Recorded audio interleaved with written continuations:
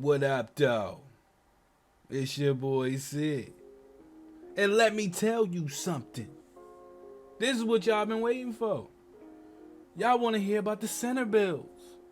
Y'all want to hear what I think is going to be the number 1, number 2, number 3, number 4, number 5, number 6, number 7, number... No, I'm just playing. With my LeBron. I'm just playing.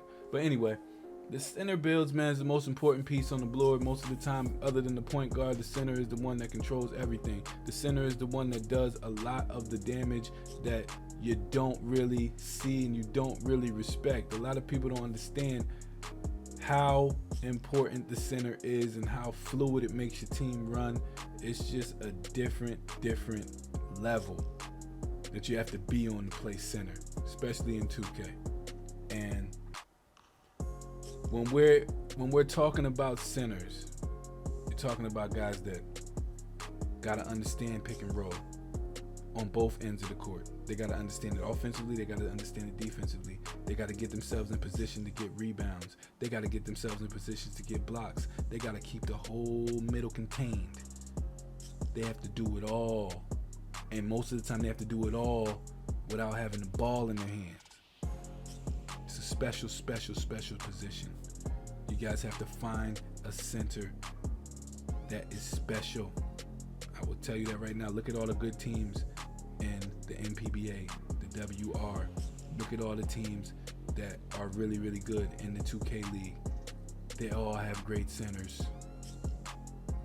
They have good point guards too, really good point guards, but they all have great centers. So understand the position that we are about to start talking about. It is the most important piece on the board. For my number 1 build at the center position, it's gonna have to go to the sharpshooting rebounder. It's gonna be the best build probably at the beginning of the game. As far as centers go, a lot of people are gonna go that route, especially if the badge system looks exactly the way that it looked in 2K19 or something similar. With the badges that they got, it was very crazy for that build. Shooting wise, setting picks, you could still get rebounds. You weren't going to get bullied on the boards. Pretty much, you had everything that you needed. When you got that double takeover, it was something special. You saw those sharp rebounders hitting you with the pick and popping, or they can just sneak into a little area where they can get a 3-pointer off. It was a really tough build to deal with in the park and in the pro-am, man. So you got a chance to see a lot of people who went that route as far as the offense defense aspect of it.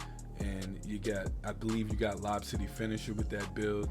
You also were able to, like I said, get rebounds. You were able to set really good picks, and it just was a really hard build to deal with this year at the center position when everything was so congested. Now in 2K20, what it looks like, again, the court is bigger, so this build will probably have more of an impact than it did last year, because being able to set a pick on someone and then popping is now going to result in immediate help, as opposed to somebody towing the line between guarding their man and shading to get there. That's going to be a lot harder to do if the game has the dimensions of the court where it's supposed to be. Because remember, when that center would set that pick and pop, a lot of the times that corner would step up and help, but they had a little bit of time to, maybe I want to, stun at him, maybe I don't. If the court is bigger, they're going to have to make that decision a whole lot faster. It's going to have to be instant. So if that's not there, that pop is going to be there instantly, and that's a 3-pointer for this build. At least this year, that's a 3, especially with somebody with Diamond throwing that off the Needler, which is a new badge. It's gonna be tough to deal with. So I think this is my number 1 build for the beginning of 2K20 at the center position. A lot of people are gonna be out there with this build, so watch that. For my number 2 build at the center position, I'm gonna go slashing rebounder or rebounding athletic. I think these are gonna come back in 2K in a major way. This is the closest thing to Shaquille O'Neal that we have in the game, and it was relegated pretty much to the sideline this year because the ability to hit the three-pointer was so prevalent in the game. And they could shoot the three, but you're not going to put a center build in the corner to shoot threes. This was mainly a build that people had that shot creating athletic at the four that could hit those threes and be in the corner, but you needed a center build that was going to be up there setting picks. This year, like I said, with the court bigger, it's going to be very open season for the lane after that pick is set, especially if you get a good pick set. That corner is going to have to drop faster, and you're going to be able to hit that corner very quickly.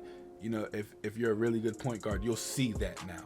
Because a lot of point guards, it was tough to see where the help was coming from because the court was so small. People were doing that limbo thing in the middle of guarding their man and guarding the passing lane and all that. It's going to be different this year. So this build is going to come back in a major way. It was very tough to play with a slashing rebounder this year because nobody wanted their center in the paint. Because it was only a matter of time before you got that cut and you needed to be perfect or it's going to be a steal. This year, it's going to be different. Very different, especially if that build is down there with a sharp rebounder or something with no defense in the build. This build should animal that build. Just completely animal it. Nobody's going to mess with that. So they set good picks as well, and the pick and roller was on purple, I believe. Let me see.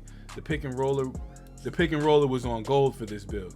So I'm pretty sure if you flip it around, like I said, you can flip this whole thing around. It's got the purple brick wall this year. I don't know if it'll get that next year, but if you flip the build around, you see you got that pick and roller on purple, and I believe that right there, that combination in this 2K is going to be very tough to deal with. They're already talking about how slashers need to be nerfed before the game even comes out, so you know what time it is with those slashers. And if you have somebody that actually grinds this build and gets this build to where it needs to be, maybe you can give it a mid-range, maybe you can give it some defense, maybe you can give it a three-pointer. I mean, just think about the possibilities of what you can do with the build after you start to mature the build and the build starts to become, fully grown. That's when you really get to see what damage a build can do. That 94 was the benchmark this year. I wonder what the benchmark is going to be next 2K for that build to change shape and become something different. So I think your build will evolve a couple of times this year, not just once or twice. This year it was 2 times that we evolved, 94 and 99. I think it'll be a couple of times this year throughout the course. My third best center build for 2K20 will be the Pure Rim. Now, the Pure Rim was king to me this year as far as center builds. It was the king of builds because it could shoot. I know Pure Rims out there that can pull it, and they can pull it at a high clip. So that was a difference maker for me in this build being the king build in 2K19 as a center. You had guys that could shut down the paint. They were in the passing lane. They were roaming all around the place. They had pretty decent speed. I don't think any center build in the game got over a 68 speed. Yeah, 68 speed. But once it got its takeover, that hole was plus 10. So they were moving at 78 speed, flying around. They were able to press the point guard when they got to a certain point. People were pressing the point guard with Pure Rims because they were so fast. I hope that changes. You don't see any centers in the NBA pressing guards. That doesn't happen. They get blown by like they standing still. So I hope that doesn't happen this year. But this build was the king last year. Complete king as far as center builds. I don't think it will be this year simply because of the fact that the shooting will probably take a tremendous hit. I don't think that they'll be able to hit shots the way that they were hitting shots this year. I don't see that happening. Hopefully that doesn't happen. But if they can make shots, you can end up putting a three-pointer on this player. Like I said, the game's going to progress, and it's going to become, apparent that you get more attributes. If they can put something on that shooting, after a while, this build will go right back to being, top tier, 1 or 2. Because that shooting separated this build this year. There's guys out there that can shoot 5 for 5, 6 for 6 with these darn things. And it's crazy. But this build right here is my third pick for the build because it's going to be in a 2-3 situation It can rotate. It can get where it needs to go. It can hedge up. It can get back. You know, these things are very, very versatile on defense, as they should be. It's a pure rim protector. And when you go to the basket against them, forget about it. They got some badges called like Heart Crusher and all kinds of stuff. I don't know what they doing with the badges for the pure rim, but you know they're going to have those. And that doesn't sound very good for anybody trying to come down into the paint right now. But we'll see. For my fourth best center build in the game, I'm going to go sharpshooting post scorer. This to me is the most well-rounded center that will be in 2K20 if it holds true with the way that it looked in 2K19. Different game, different circumstances, different court dimensions. This build right here is the most well-rounded build at the center in the game. I'll tell you why. You'll be able to post up. Posting up will be very, very, very prevalent in this 2K because the court will be bigger. So when you post up, you won't immediately have somebody bearing down on you. You might be able to get a couple of moves off and do certain things if you have a mismatch, especially if you got a center with no defense down there, or they switch off and you get the guard on you. It's death. It should be death. It should be death or a three-pointer or a full-on rotation if a post scorer gets a guard down there on the block. This build will be able to do that. Obviously, it's going to get the difficult shot. I don't know if it'll get the difficult shots, but it had relentless post scorer, post spin, drop stepper, bruiser, and it had the gold brick wall. The gold brick wall was big for me with this build. This is a build that's not a defending build, not a rebounding build, but it still got gold brick wall. So therefore, it can set those big bodies because it gets pick and popper on silver. You can shoot the mid-range, which I said the mid-range is going to be so prevalent in this game because of the way that the court is. If the court is bigger, the mid-range will have more space. You'll be able to get pops into that mid-range. This year, a pop into the mid-range, basically, you're popping to the center who's playing the 2-3.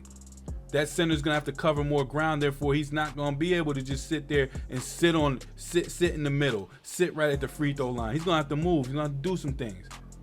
So that's gonna open up the mid-range everywhere. One dribble pull-ups for your teammates, all of that. It gets the posterizer, so you can finish down low, pick and rollers, so you can actually roll to the basket. But all of that being said, you get badges to shoot threes. You get badges to shoot threes. And who's to say that in this 2K, when you mature your player, you can't put more on your shooting, or you can't put more on the rebounding, or you can't put more on the defense. See, it's well-rounded. It has defensive badges. It has the hustle rebounder. On bronze, mind you, but that's why if you put this out there, you have to put it out there with a build that can rebound and that can actually play a little bit of defense at the 4 position. So it doesn't just get completely dusted down low. But on offense, it's going to be a nightmare to guard. It's just complete nightmare in this 2K to guard. So I would advise you to look at this build. I would advise everybody to look at this build. This build's well-rounded. It's going to take a special player to play on this, but it's well-rounded. And for my honorable mention build at the center position, a shot-creating post scorer. This, to me, will be the most slept-on build at center in the game. Period. Point blank. You won't see many of these out there, I don't think, at the beginning. Definitely not the beginning. But this build right here at the center this year will be a terrorist out there, especially in the mid-range. I'm telling you, the mid-range is going to be important this year. You're going to have to control the mid-range to win games. I'm not saying you're going to have to hit like 30 or 40 of them or 20 mid-range shots a game and that's going to win you the game. No, but if you have a player that can consistently knock down the mid-range, you're going to have to account for that.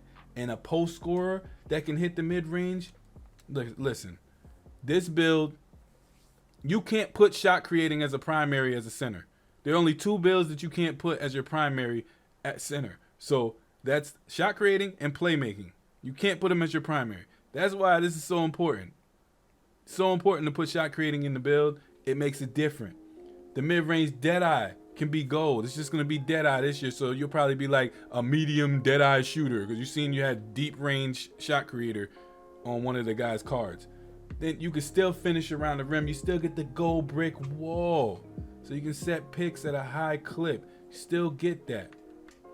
You get posterizer, pick and roller. You get dimer on silver with this build this year. I don't know if you'll get it in the next 2K. But you got pick and popper. It's well rounded. This is well rounded as the post scoring sharp. Except you can't extend your range out to the 3. But who's to say you can't get extra attributes to extend your range to the 3 or to the long 2-pointer? Who's to say you can't do that?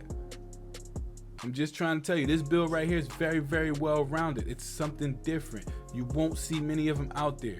When you set a pick and you get into that mid-range, or this build can set off balls. I didn't even talk about off balls with the other build. The off ball pick game is going to be so important this year, especially if you have slashers on your team. You can set them an off ball pick. They can get a little juke going to the basket. It's going to make the top help. This way it's going to make the top of the defense help so that you can get those 3-pointers, because they're going to get tired of getting dunked on.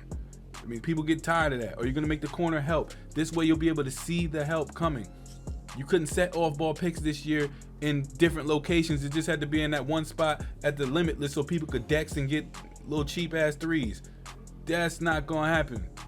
That ain't it right there. That's not going down. So what we're gonna try to do basically is get into that mid-range a little bit more with this build, and that build will open up the rest of the game for your teammates. And you still could post people up and back them down and give them the business. It's gonna be tough this year. To really, you're gonna have to pick your poison. I think you're gonna have to give something up, and that's the way basketball should be. Shouldn't be a situation where you can just stop everything with one player guarding 3 people. It's not how it's supposed to go. You're supposed to pick your poison. Like, do we stop this or do we stop that? Do we stop this or do we stop that? So it is what it is, man. We getting it right, and this build right here, my most slept on build. If you really like what we're doing with the channel and you're new, please subscribe to the channel.